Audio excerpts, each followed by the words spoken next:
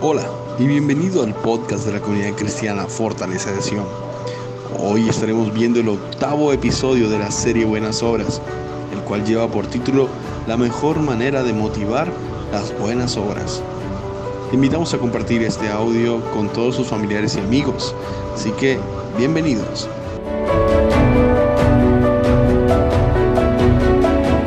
Hace un par de miércoles señalábamos que si nosotros queremos, los que tenemos hijos, si nosotros queremos que nos obedezcan nuestros hijos, ¿cómo queremos que lo hagan? ¿Queremos que lo hagan bajo el terror de la varita?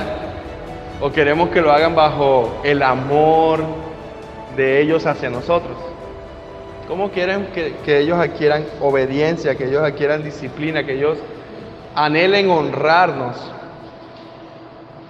Y precisamente el autor que hoy nos compete, que hoy nos va a ayudar a exponer este tema, es un personaje, una persona de la historia, un escritor muy famoso en el ámbito cristiano. Él se llama John Bunyan y es mayormente conocido como el autor de uno de los mejores libros cristianos. Bueno, el libro no se arrepintió, pero el contenido es muy bíblico, muy cristiano. Y el libro se llama El progreso del peregrino.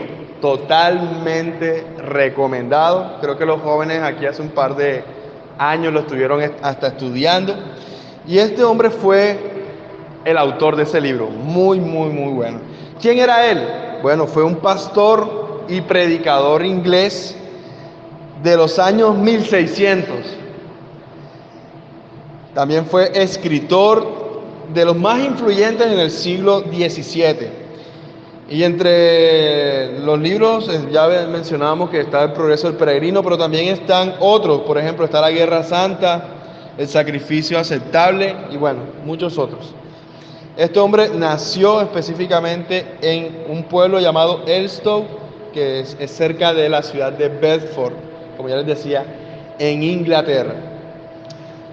Y ustedes sabrán que nosotros venimos un poquito ahondando y haciéndole un poquito de énfasis en el tema de la biografía, porque si bien ustedes pues medio me conocen a mí, es bueno saber quién realmente escribe el material que estamos compartiendo. Y si se han dado cuenta, pues son varios escritores y no son escritores del siglo XX ni del siglo presente, sino que son escritores de hace muchísimo tiempo y que la palabra que ellos han enseñado sigue vigente,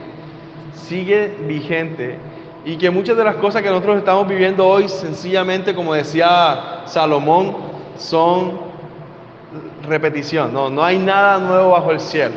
Son temáticas parecidas a las que vivimos hoy, a las que estos hombres vivieron. Entonces, habiendo hecho esa pequeña introducción, quiero que entonces vayamos al texto que el hermano usa para ahondar en este tema de la mejor manera de motivar las buenas obras. Entonces vamos a ir a el libro de Tito, o la carta de Pablo a Tito.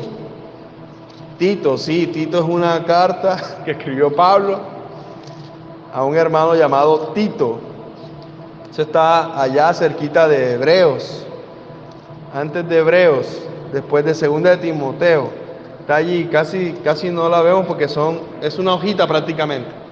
Entonces se tiende a perder. Pero esa también es palabra del Señor y hay que llegar allí. Tito capítulo 3. Vamos a leer el capítulo, vamos a leerlo desde el 1 hasta, vamos a ir hasta el 8. El hermano usa apenas 2 versículos, pero quiero que miremos un poquito del contexto literario del pasaje. Dice así el pasaje de Tito 3, del 1 al 8. Dice así. Recuerden que le está escribiendo Pablo, ¿no? A Tito.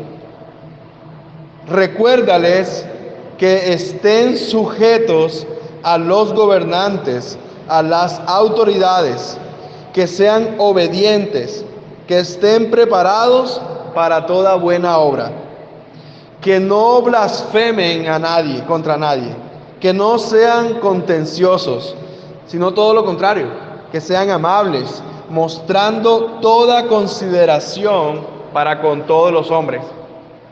Porque nosotros también en otro tiempo éramos necios, éramos desobedientes, extraviados, esclavos de nuestros deleites y placeres, viviendo en malicia, en envidia, odiando y aborreciendo los unos con los otros.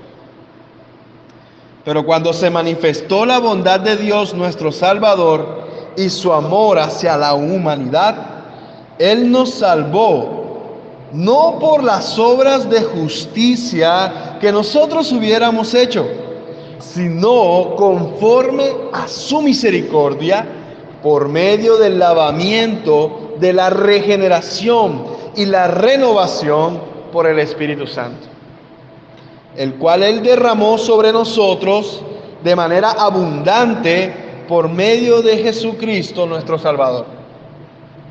¿Para qué? Para que justificados por su gracia, fuésemos hechos herederos según la esperanza que tenemos de la vida eterna. Palabra fiel es esta. Y en cuanto a estas cosas, mis hermanos, quiero que hables con total confianza, para que los que han creído en Dios procuren ocuparse en buenas obras.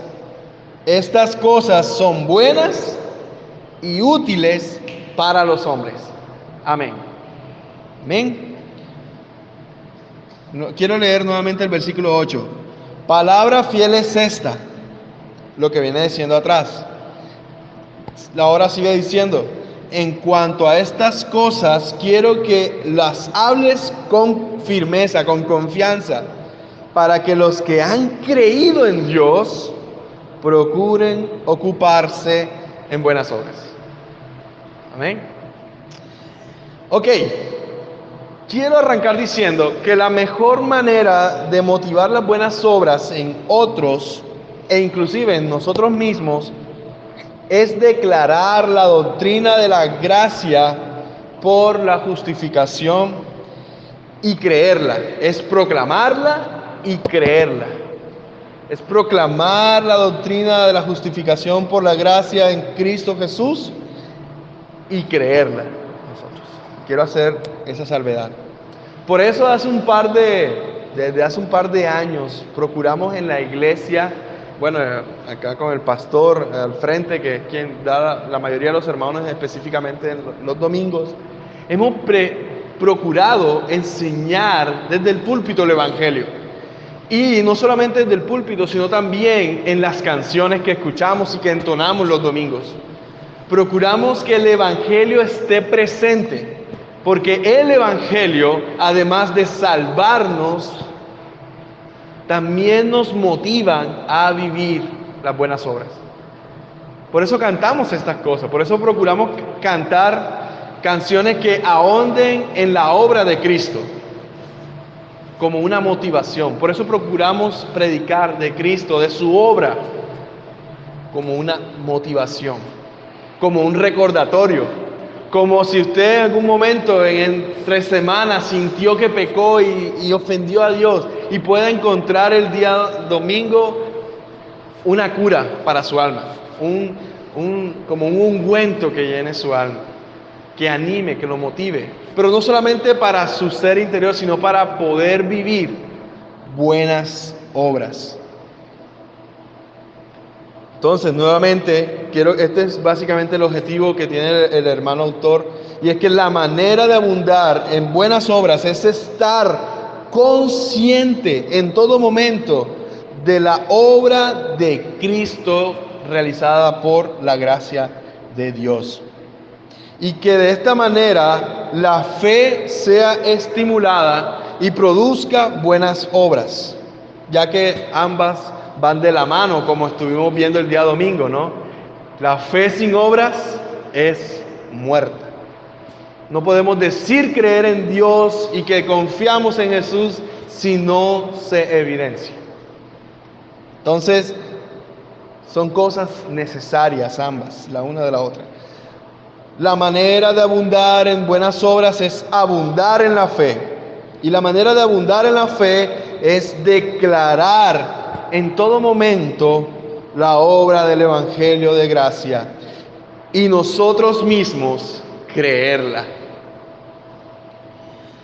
Quiero tocar de manera muy puntual 3 cosas y vamos a ahondar en ellas en algunos aspectos. Y lo primero que quiero comenzar diciendo es que es precisamente ese punto de declarar sin cesar el Evangelio a otros. Pablo le dice a Timoteo que si enseña a los hermanos la verdad del Evangelio, no solo será un buen ministro de Jesús, sino que él mismo será nutrido con las palabras de la fe y de la buena doctrina. Eso está en 1 Timoteo 4:6. Vamos a mirarlo un momento. 1 Timoteo 4:6. Pablo le dice a su discípulo Timoteo que al señalar estas cosas a los hermanos serás un buen ministro de Cristo Jesús, nutrido con las palabras de la fe y de la buena doctrina que has seguido. Fíjense en eso. Cuando usted le enseña lo que está escuchando aquí, un domingo, un miércoles, si usted se lo enseña a otra persona, usted también va a ser bendecido. No sé cuántos han escuchado este tema, sobre todo los que somos pedagogos. Nos ponen una tabla de aprendizaje y de captación de la gente. No sé si lo han escuchado alguna vez. Resulta que si usted está ahí sentado escuchando meramente lo que yo le estoy diciendo, usted va a captar aproximadamente entre un 5 y un 10%. Si usted solamente escucha. Ahora, si usted escucha y participa, ese porcentaje se duplica en la captación y retención de la información. Si usted viene y da una conferencia como yo lo estoy haciendo, usted tuvo que haber pasado por un proceso de preparación y todo eso. Esa información, esa preparación hace que usted tenga hasta un 60-70%. Pero cuando usted lo comparte y cuando lo vive, ya se podrá imaginar el porcentaje. Eso es una teoría pedagógica que nosotros acá aplicamos, que es necesario aplicar también nosotros. ¿Cómo lo aplicamos? Cuando usted sale el domingo, viene el domingo acá y no solamente escucha, sino que toma apuntes. Y no solamente cuando usted escucha y toma apuntes, sino que, por ejemplo, un miércoles usted participa. Eso hace que usted ahonde en esa que está aprendiendo. Y si usted entonces escucha, escribe, participa y lo comparte con otros, aumenta. Es interesante que ya Pablo venía hablando de un poquito de pedagogía desde hace más de 2000 años, cuando creo que no había ni la teoría de respecto, ¿no? Nuevamente, no podemos nosotros pretender creer en Jesús y no vivirlo. Es lo mismo. No podemos pretender ser creyentes y seguidores de Jesús nomás porque yo me puse el nombre. Les recuerdo que los primeros cristianos les fue impuesto ese nombre, porque los demás veían en ellos unos ejemplos de Jesús. Inclusive a Pedro, en la noche en que fue capturado Jesús, lo identifican como si fuera un seguidor de él, y él se niega, ¿cierto? Luego, cuando Jesús asciende y va con Juan, Pedro y Juan van al templo, lo capturan porque hicieron una sanidad y toda una revolución allí. Cuando ellos presentan defensa de lo que hicieron, todos los fariseos y todo el concilio que estaban allí con ellos, al saber que ellos eran pescadores, se asombraron y tuvieron que reconocer que estos hombres habían estado con Jesús. El estar con Jesús se demuestra, se evidencia, y una manera de hacerlo es declararle el Evangelio a otros. Dios ordena que proclamemos frecuentemente las cosas de Dios los unos a los otros. Ahora, ¿con quiénes vamos a hacerlo? Muchas veces nosotros nos preocupamos por programar y llamar personas para que vengan y hagan actos de evangelismo. Pero nosotros tenemos un evangelismo en el cual tuvimos por lo menos un año. ¿Dónde podíamos proclamar un año encerrados el evangelio? En casa. Las madres, el padre con sus hijos en casa están llevando el evangelio a la siguiente generación. Están llevando el evangelio de la gracia a la siguiente generación. ¿Cómo lo hacen? Proclamando la verdad, estando con ellos en el devocional, hablándoles de la obra de Cristo. Pero también lo hacen ¿cómo? Con lo que están escuchando en casa. ¿Qué escuchan en casa? ¿Qué estás escuchando en casa? ¿Será que lo que escuchas en casa está proclamando la obra de Jesús? La música, lo que ves en Facebook, lo que ves en internet. ¿Qué clase de música cristiana estás escuchando? Porque aunque muchos digan que es música cristiana o que le pongan este título, lo que por lo menos mi experiencia ha mostrado en estos casi 30 y pico, 35 años que llevo de vida, es que no toda la música es cristiana, que dice ser cristiana, realmente lo es. Hay mucho egocentrismo en la música. De hecho, esta mañana estaba escuchando a uno de los grandes cantantes cristianos de la época de los 90, reconociendo que mucha de la música que él hizo y que hacía, lo hacía buscando el aplauso de los hombres, que fuera nombrado en los Grammy, que fuera reconocido. Y él públicamente en sus redes sociales compartió que él se tuvo que pedirle perdón a Dios porque mucha de la música que hacía, lo hacía con un corazón totalmente alejado de darle la gloria a Dios. Entonces, la doctrina del Evangelio, como dice Deuteronomio 32:2, es como ese rocío, esa llovizna sobre la hierba, por lo cual la hierba empieza a crecer y mantiene su verdor. Los cristianos somos como las flores en un jardín cubierto de rocío, que cuando son sacudidas por el viento, dejan caer ese rocío en las raíces de unas y otras y se nutren mutuamente. El que los cristianos compartan unos con otros con amor los asuntos de Dios es como si acercaran al rostro de los demás un frasco de perfume para que lo disfruten de ese aroma. Ahora, Pablo también nos dice algo respecto a esto en Romanos capítulo 1. Pablo le dice a la iglesia en Roma, en Romanos capítulo 1 del 11 al 12, las siguientes palabras. Dice, porque anhelo verlos para impartirles algún don espiritual a fin de que sean confirmados. Es decir, para que cuando esté entre ustedes nos confortemos mutuamente, cada uno por la fe del otro, tanto la de ustedes como la mía. Mis hermanos, los cristianos no somos islas. Hay muchos cristianos hoy en día que son detrás del escritorio, detrás de un computador, y intentan llevar un cristianismo de esa manera, pero el llamado de la palabra es que el cristiano vive en comunidad. Y yo necesito del pastor, pero también el pastor necesita de mí. El pastor no se la sabe toda. El pastor no tiene todos los dones. Él es solamente uno de los tantos instrumentos que Dios tiene en su comunidad, en su cuerpo.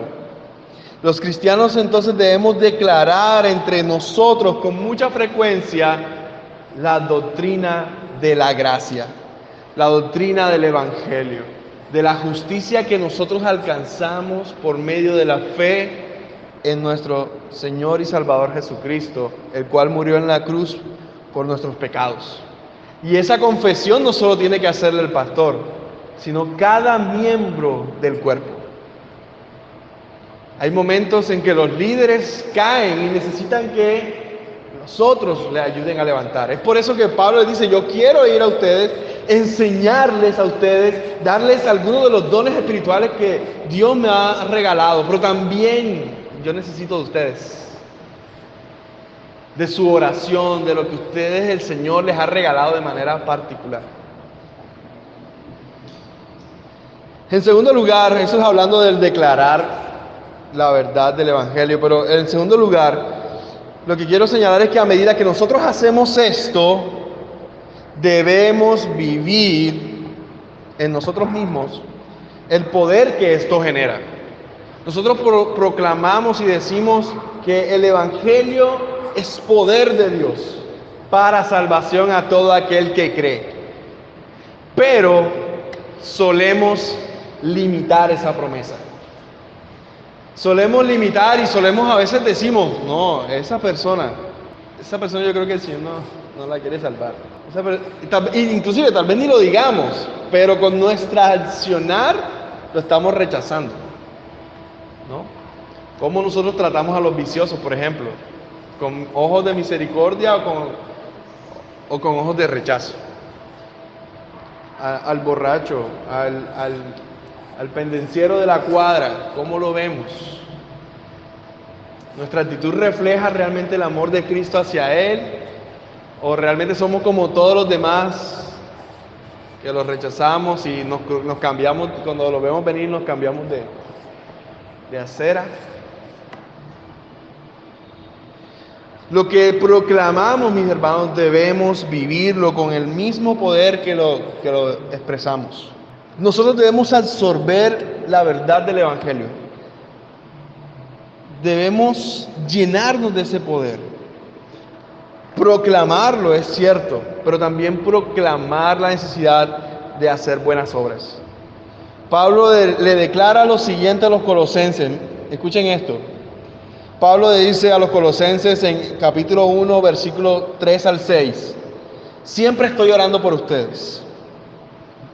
Damos gracias a Dios, Padre de nuestro Señor Jesucristo, que habiendo oído de vuestra fe en Cristo Jesús y del amor que tenéis a todos los santos, a causa de la esperanza que os está guardada en el cielo, de la cual ya habéis oído por la palabra verdadera del Evangelio que ha llegado hasta ustedes, así como ha llegado a todo el mundo, y lleva fruto y que crece también en ustedes, desde el día que oyeron y que conocieron la gracia de Dios en verdad.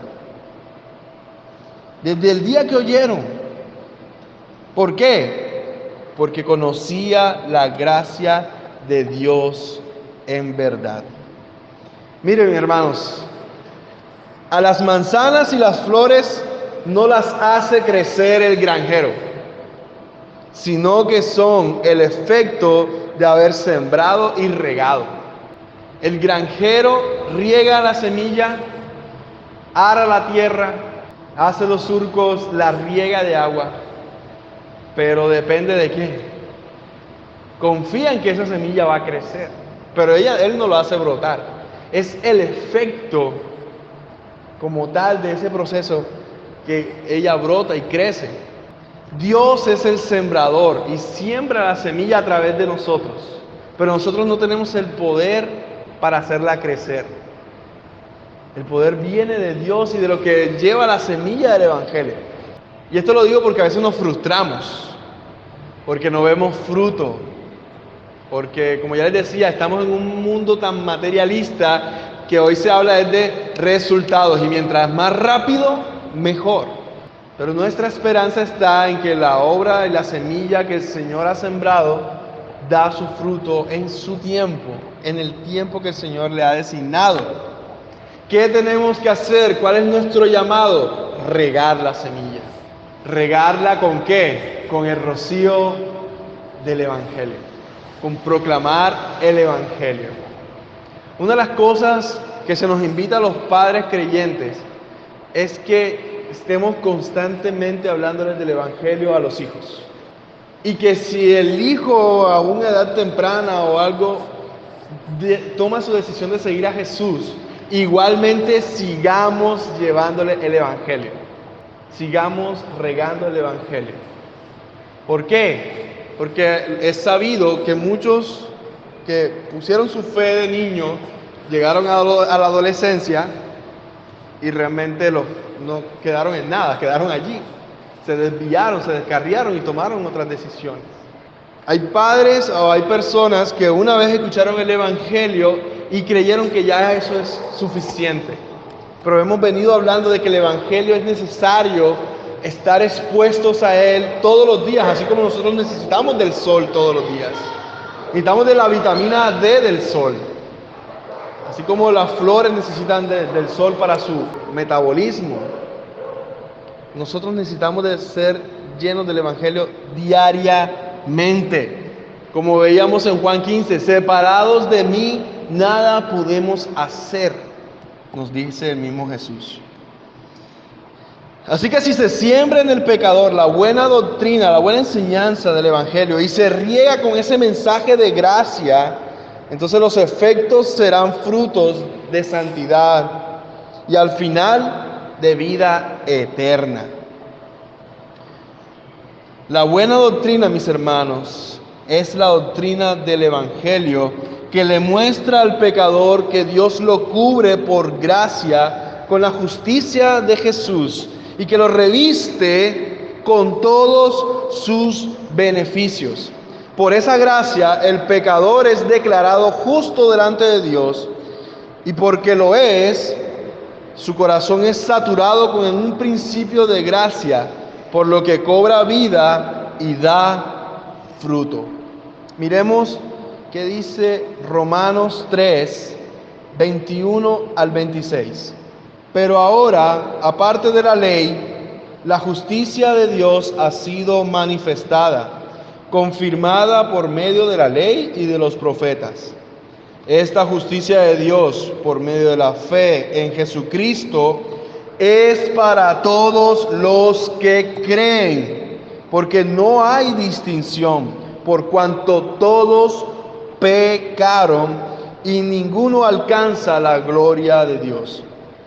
Todos entonces son justificados gratuitamente por su gracia, por medio de la redención que es en Cristo Jesús, a quien Dios exhibió públicamente como propiciación, como tomando el lugar por nosotros, por medio de su sangre, a través de la fe, como demostración de su justicia, porque en su tolerancia, en la paciencia de Dios, Él pasó por alto los pecados cometidos anteriormente, para demostrar en este tiempo, en este momento, su justicia, a fin de que Él, el Padre, sea justo y sea el que justifica al que tiene fe en Jesús.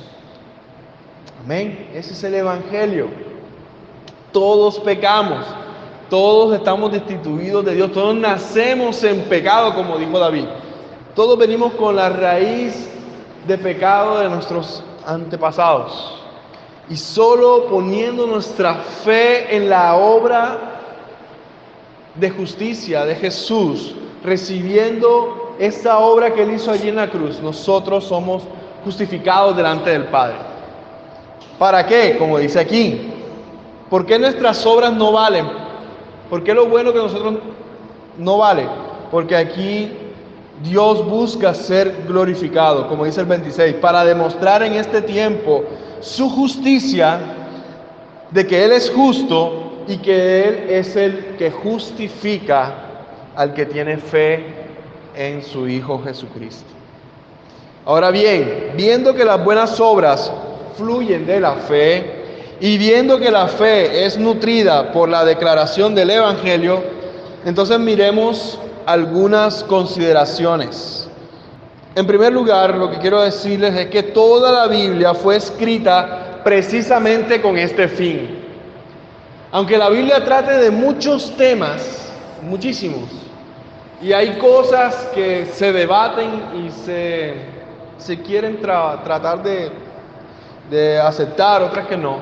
El tema fundamental de la palabra de Dios de Génesis a Apocalipsis es el Evangelio.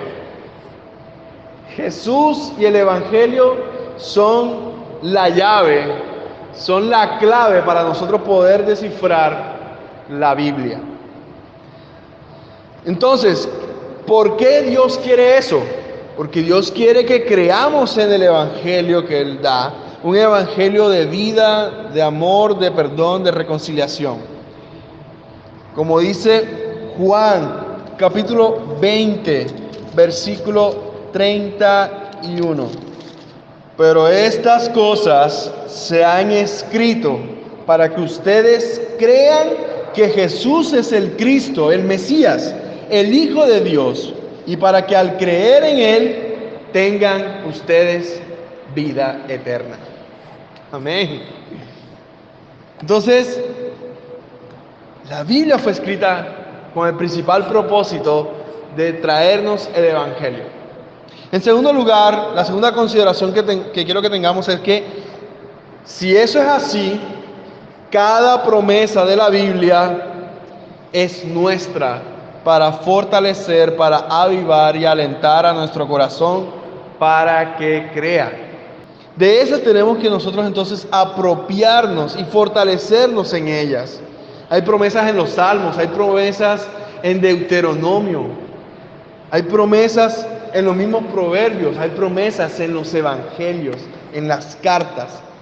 Nos es necesario leer toda la Escritura y revisar las promesas que el Señor nos ha dado y aferrarnos de ella con todo nuestro corazón. Una de las cosas que yo suelo decirle a mis hermanos en Belén, en la sede de Belén, es que lastimosamente somos hijos de Dios y no creemos eso. Pero los seguidores del enemigo sí se apropian de esas promesas, y fuertes, y procuran vivir de acuerdo a esos pensamientos y a esa filosofía de él. Pero nosotros que sabiendo la verdad, sabiendo que somos libres, somos como el hijo pródigo, ¿no? El hijo pródigo, cuando llega el hermano, estaba furioso. Ay, padre, llegó tu hijo que se había ido, y a él le das un banquete, y a mí no me das ni un cabrito. ¿Qué le dijo el padre? Pero es que todo lo mío es tuyo. Todo lo mío es tuyo. Tú puedes disponer de todo esto. Otra tercera consideración que quiero que tengamos es que nada podemos hacer que agrade más a Dios que el hecho de creer en su Hijo.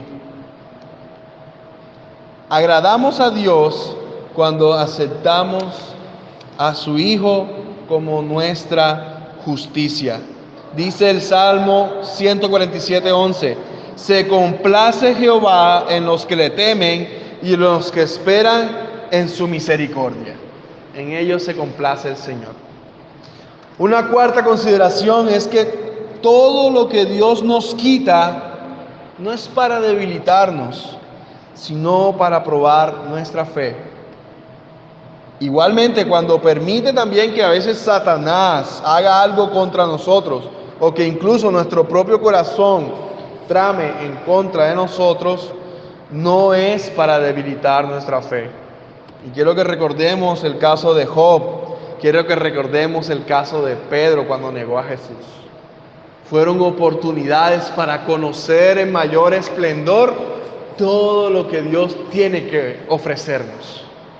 Job terminó conociendo a Dios de una manera totalmente nueva, y Pedro terminó descubriendo la gracia de Jesús, de su amor, de su perdón, de su reconciliación. En quinto lugar, también quiero que pensemos en esto, que creer es lo que mantiene a la vista las cosas celestiales y la gloria, y también el creer es lo que desanima al enemigo, es también lo que debilita al pecado y que aviva y endulza nuestro corazón. Una última consideración en este punto es que al creer, el que ama a Dios vive con calidez en su corazón y esto le motiva a bendecir continuamente a Dios por la obra de Jesús, por la gracia derramada en Él y por la fe y esperanza que hoy tenemos. Y todas estas cosas, sea que se manifiesten en Dios o en Él mismo, son la consecuencia lógica de nuestra salvación. Cuando nosotros somos salvos, Pablo dice que nosotros recibimos unos frutos cuando llega el Espíritu Santo a nosotros, ¿cierto? ¿Cuáles son esos frutos? Empieza con el más grande, el amor, gozo, paz, y por ahí la lista sigue. Esos frutos son ¿para quién? Para los que ponen su fe, para los que ponen su confianza en Jesucristo. En tercer lugar, ya de los ítems generales, la doctrina del perdón de pecados por fe debe tener un efecto increíble en el corazón del pecador, de modo que produce buenas obras. Ya lo decía hace un momento, dado que hay un cuerpo de muerte y pecado en todo el que tiene la gracia de Dios en este mundo, todos nosotros estamos esperando ser glorificados en nuestro cuerpo. Eso es lo que estamos esperando ahora. No es que ya hemos nacido de nuevo y ya nuestro cuerpo ya no tiene efecto. No, la carne sigue vigente y hay un trabajo que hacer con nuestra carne que va a querer complacer sus deleites. La mente sigue en funcionamiento y sigue queriendo ir tras las cosas que a ella le gustan. Es por eso que al nosotros entender la obra de Jesús, eso debe motivarnos a que trabajemos para vivir haciendo buenas obras. Este cuerpo de pecado va a seguir oponiéndose siempre a lo bueno. Entonces lo que nosotros tenemos que hacer es tratar más enfáticamente, más detenidamente estos temas para poder descartar lo que nos impide vivir una vida que da fruto. Por ejemplo, una de las cosas que tenemos que hacer es mantenernos continuamente en guardia por lo miserable de nuestro corazón. Y no para desanimarnos ante lo malo que es nuestro corazón, sino para prevenir la maldad que hay en él. Acuérdese que Jesús mismo lo dice, ¿no? Lo que daña el cuerpo no es lo que entra, sino lo que sale de ahí. Y hay quienes dicen hoy en día, sigue a tu corazón, y eso me preocupa, porque ¿qué hay en tu corazón? ¿Qué hay en nuestros corazones? Si Cristo no está en nuestro corazón, ¿qué hay allí? ¿Qué ocupa ese lugar? El ego, la ambición, la venganza, el odio, el resentimiento, la ansiedad, bueno, tantas cosas. Entonces, ¿qué tenemos que hacer? Continuamente estar en guardia, vigilantes, ya que el corazón humano está allí esperando, ¿no? A la mínima. Cuidémonos entonces de no prestarle atención, sino de rechazar las obras del pecado, aunque nos exija muchísimo esfuerzo, aunque nos duela muchas veces lo que tengamos que pasar. En segundo lugar, estemos continuamente conscientes de que Dios tiene sus ojos sobre nosotros y que ve cada impulso secreto de nuestro corazón, ya sea cuando nos acercamos o cuando nos alejamos de Él. Como dice Hebreos 4:13, todas las cosas están desnudas, transparentes, abiertas a los ojos de aquel a quien tenemos que dar cuenta. Y aquí no quiero que miremos, como muchos hacen, de tener a Dios como ese gran hermano del programa de hace unos años, ¿no? Que todo el mundo pendiente de la gente, para hablar mal, para verlos hasta en la ducha, ¿no? Tantas cosas, ¿no? Dios no nos ve como a ese que nos mira para juzgarnos. Él nos mira con ojos de Padre, de misericordia. Como cuando yo a veces me asomo a ver a Adrián jugando para ver si hay que corregir algo que está en él, para ver si está disfrutando, para ver si está bien, cómo está él. No con el ánimo de voy a ver para pegarle. No, ese no es el ánimo. Mi ánimo, ¿cuál es? El de vigilar a mi hijo para ver si él se encuentra bien. No con el ánimo de qué. Voy a verlo para pillármelo a la mínima para dar. No, Dios no nos ve así. Entonces, estemos pendientes de que estamos bajo el cuidado de nuestro Dios. Y de que eso debe llevarnos a vivir en reciprocidad a ese amor que recibimos de Él, de esa mirada de cuidado de Él.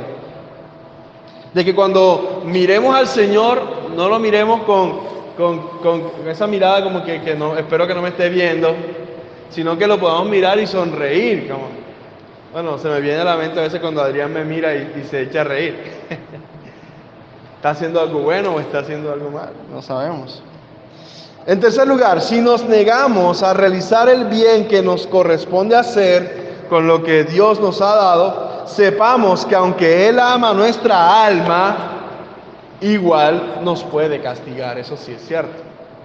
En primer lugar, en este punto quiero decir dos cosas. El primero, puede castigar el Señor nuestro ser interior con tantas aflicciones que nuestra vida estará llena de agitación y confusión.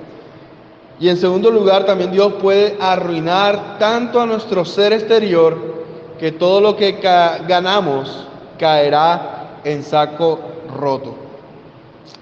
Y quiero que miremos este ejemplo. Supongamos que Dios permitiera que un ladrón se apoderase de nuestros bienes o que un fuego incendiara todo lo que hemos almacenado, todo lo que tenemos en la casa. ¿Cuán rápido y sin haberlo querido podríamos quedarnos sin nada, cierto? Hoy se nos pierde el celular y perdemos muchas cosas. Se pierde la cartera y perdemos tanto papel, tanto dinero. Si no tenemos un corazón predispuesto a hacer el bien cuando tenemos con qué hacerlo, no recibiremos tampoco ningún bien de otros cuando lo nuestro nos haya sido quitado. Hay que hacer buenas obras sin esperar un castigo. Hay que hacer buenas obras sin esperar un premio. Muchos actúan porque, no, si tú haces este bien, te va a ir bien. Y sabemos que eso no es tan cierto. Sabemos que muchas personas que hacen bien, que actúan justamente, no tienen trabajo. Los echaron tal vez. Pero todas esas cosas Dios las usa para bien de sus hijos. Los encamina para bien. Recordemos nuevamente el caso de Job. Recordemos el caso de todos nuestros hermanos en la palabra. Miren, David, cómo Dios usa toda esta situación de David, de su pecado.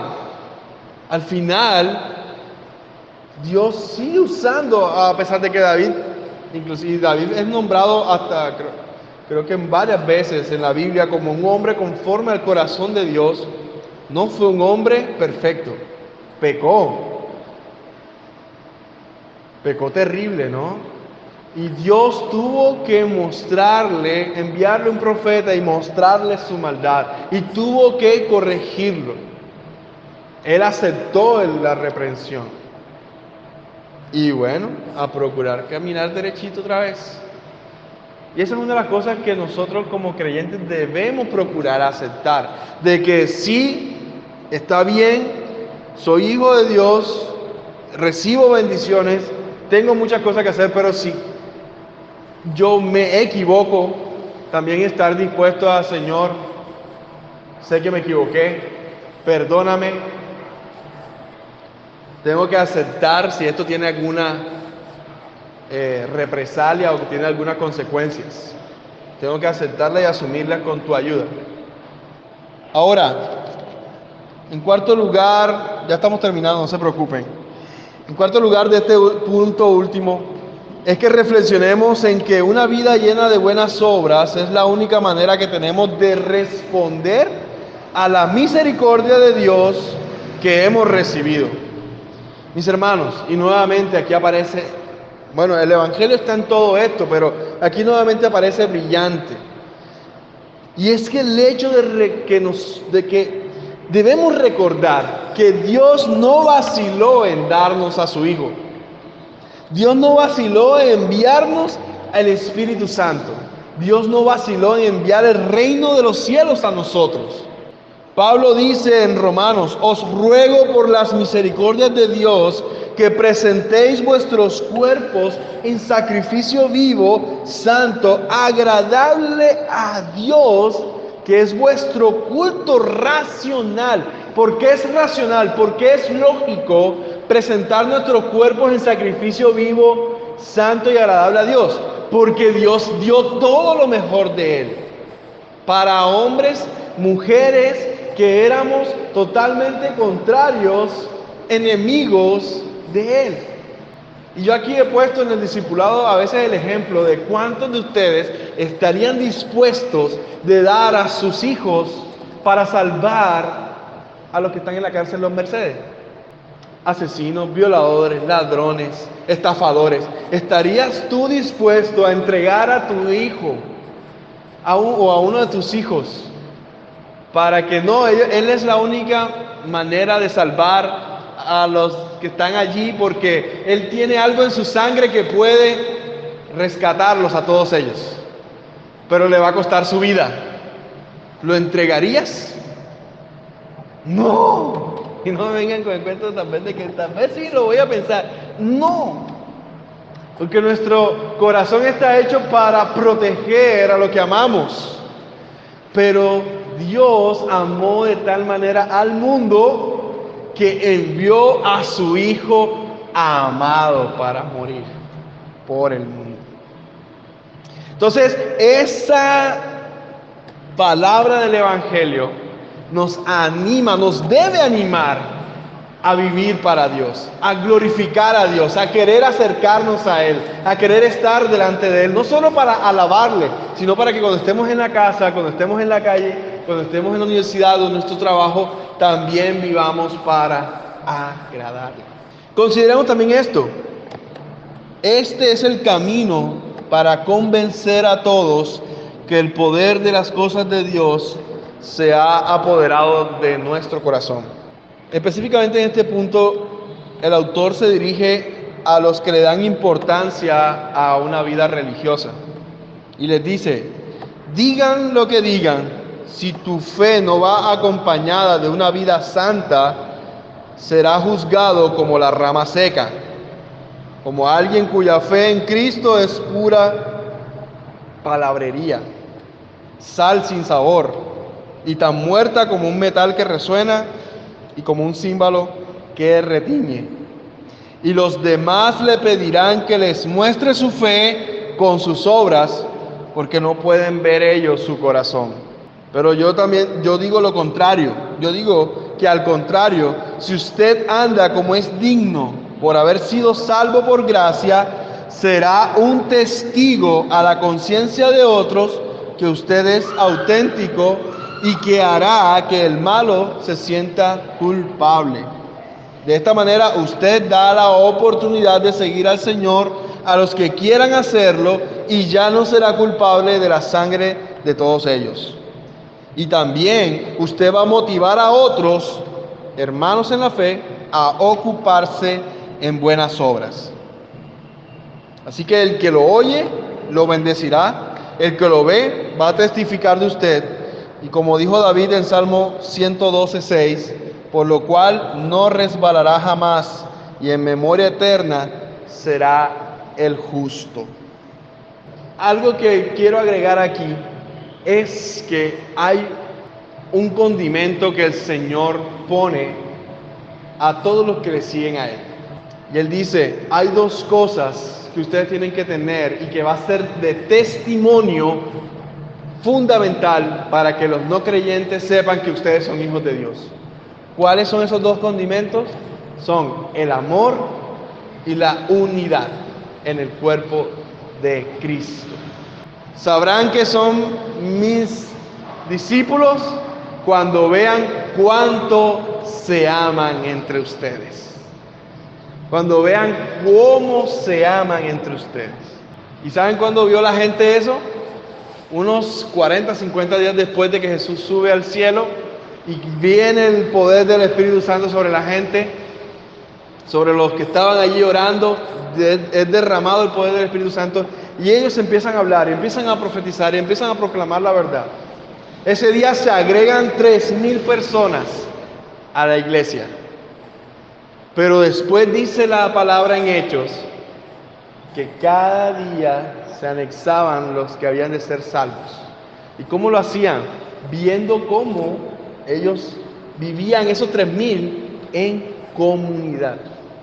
O sea, lo que Pedro, Andrés, Juan, todos los discípulos proclamaban, se veía en los actos de comunidad que ellos vivían. ¿Cuáles eran esos actos? Como habían 3,000 personas y muchos de ellos no eran de Jerusalén, que venían de otras partes por la celebración de la Pascua, dice la palabra que algunos vendieron sus terrenos para proveer para los demás.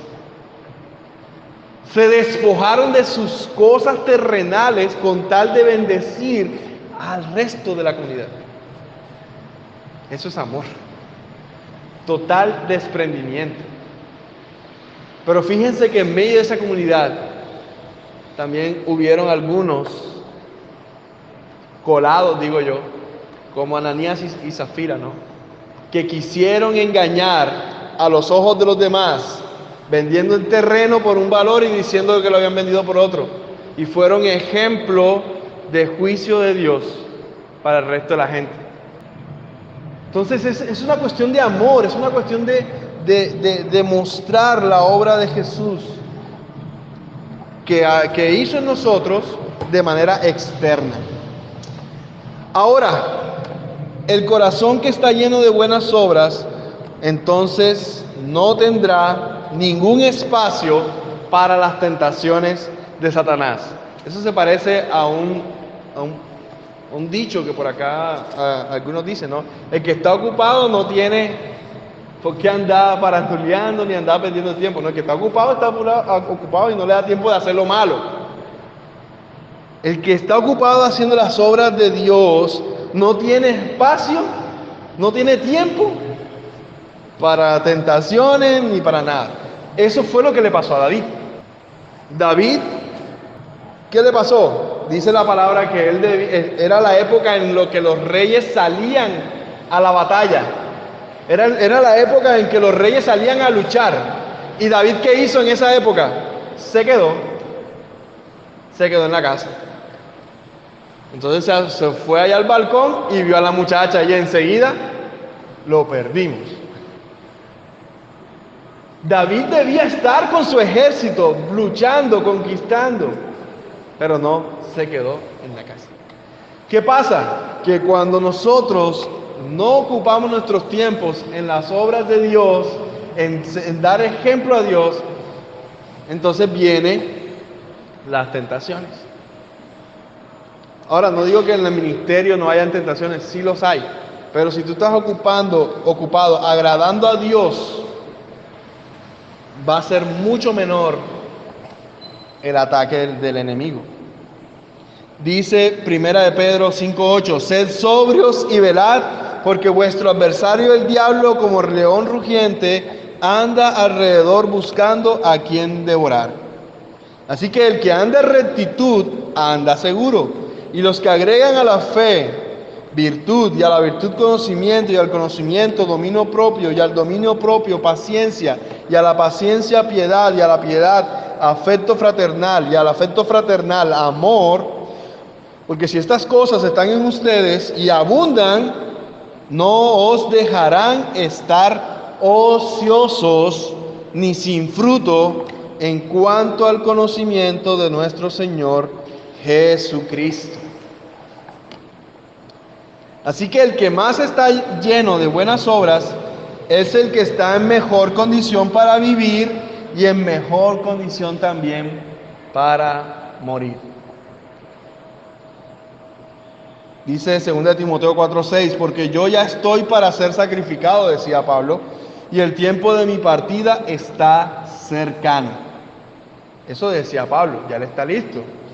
Pero en cambio, el improductivo, el que no está en condición para ni vivir ni para morir, él mismo sabe muy bien que no está en condiciones para morir. Y Dios mismo sabe que no está en condiciones para vivir. Dice Lucas 13:7, córtala. ¿Para qué inutilizas también la tierra? Fuerte esas palabras, ¿no? Para concluir, como motivación para ocuparnos de buenas obras, pensemos que cuando estemos en la gloria de Dios, recibiremos de Dios una recompensa por todo lo que hicimos por Él en la tierra. Pocos son los hijos de Dios que piensan en cuán ricamente Dios recompensará lo que hicieron para Él aquí, movidos por un principio correcto y para un fin correcto. Mis hermanos, ni un pedazo de pan para el pobre, ni una gota de agua dada para los que son de Cristo, ni la caída de un cabello de su cabeza quedará sin su recompensa en aquel día, como dice Lucas 4:13-14 o Mateo 10:42. Porque esta leve tribulación momentánea y todos los demás actos de negarnos a nosotros mismos producen en nosotros una cada vez más grande, excelente y eterno peso de gloria. Así que el llamado en esta noche es que abundemos en buenas obras, pues entonces tendremos más que salvación. La salvación ya la tenemos a través de Cristo por gracia y sin nuestras obras. Pero ahora, siendo justificados y salvos, como fruto de serlo, somos renovados por el Espíritu Santo. Así que después de esto, lo único que nos espera es ser recompensados por toda la obra que demostramos aquí en la tierra.